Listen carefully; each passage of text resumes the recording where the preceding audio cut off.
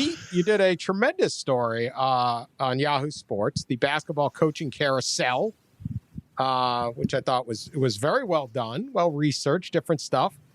So let's go through a couple of these. Okay, who's getting fired? Who's taking over? Question number 1 on the Pete column: has Sean Miller coached his last game at Arizona? Now, they're 17-19 overall, 11-9 in the Pac-12, but that's got nothing to do with it. They self-banned themselves from the NCAA basketball tournament because they, these schools, they care about the student athlete, unless it's not that good of a team, and they don't care. And we'll kneecap these guys. If it was a good team, they'd be wailing at the NCAA for punishing innocent players. But when they're not that good, no problem. We don't care about you. Miller has been, it's never made the Final Four. Kind of famously, had some good Arizona teams, all fell short. Has not won an NCAA game since the federal investigation went public. Although we'll see how they would have done last year when it got canceled. But your thoughts on this one? We know what Pete thinks. We'll start with you, Pat. Yeah, the Miller Arizona thing is, I think if you had asked all of us in late 2017 and much of 2018 whether Sean Miller would still be the coach in March of 2021, we would have said no.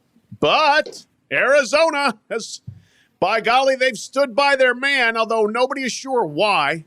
But we don't know for sure what the NCAA has charged him with. We're going to find out soon, it looks like. The ESPN filed a suit to get the notice of allegations, which Arizona has refused to release.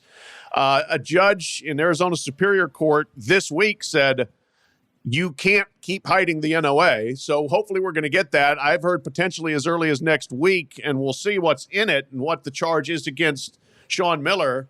But they're on the hook right now. Do we extend him? Do we get rid of him? What do we do?